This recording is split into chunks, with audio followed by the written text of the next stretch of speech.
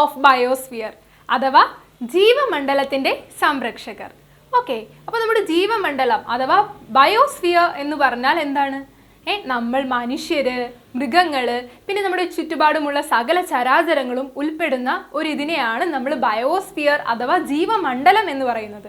അപ്പോൾ നമ്മളെല്ലാവരും പങ്കാളികളാണെങ്കിലും നമ്മുടെ ബയോസ്ഫിയറിനെ അഥവാ ജീവമണ്ഡലത്തിനെ മെയിൻറ്റെയിൻ ചെയ്ത് കൊണ്ടുപോകുന്ന അഥവാ അതിൻ്റെ ഒരു അവസ്ഥ ഇങ്ങനെ തുല്യതയായിട്ട് ഇങ്ങ് കൊണ്ടുപോകുന്ന കുറച്ച് ആൾക്കാരുണ്ട്.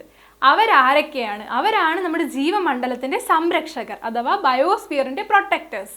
അപ്പോൾ അവരാരാണെന്നുള്ളതാണ് നമ്മൾ ഈ ചാപ്റ്ററിൽ പഠിക്കാൻ പോകുന്നത്.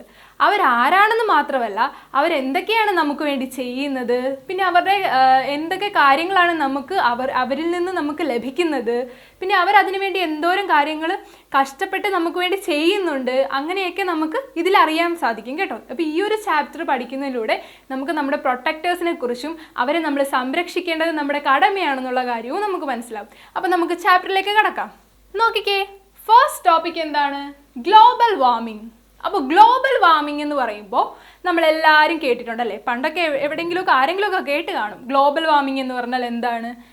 നമ്മുടെ അന്തരീക്ഷത്തിൻ്റെ താപനില അഥവാ ടെമ്പറേച്ചർ വർദ്ധിക്കുമ്പോൾ ഉണ്ടാകുന്ന ചൂട്, ആ ഒരു ടെമ്പറേച്ചറും ചൂടും ഒക്കെ വർദ്ധിക്കുമ്പോൾ ഉണ്ടാകുന്നൊരു പ്രക്രിയയാണ് ഈ ഗ്ലോബൽ വാർമിംഗ് എന്ന് പറയുന്നത്.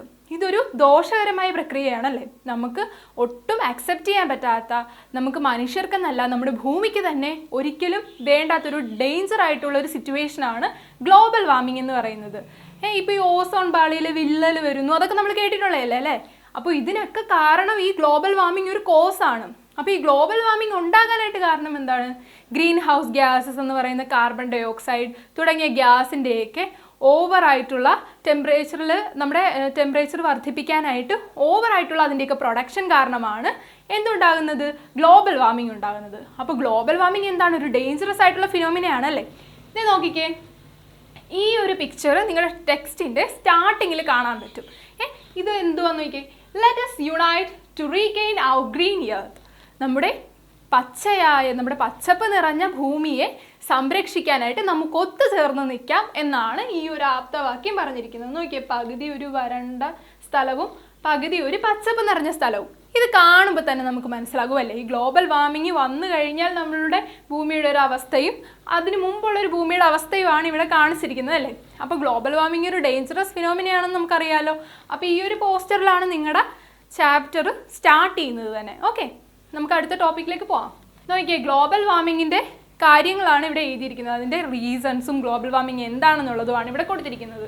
നോക്കിക്കേ, global warming is a dangerous phenomenon which leads to the rise in earth temperature.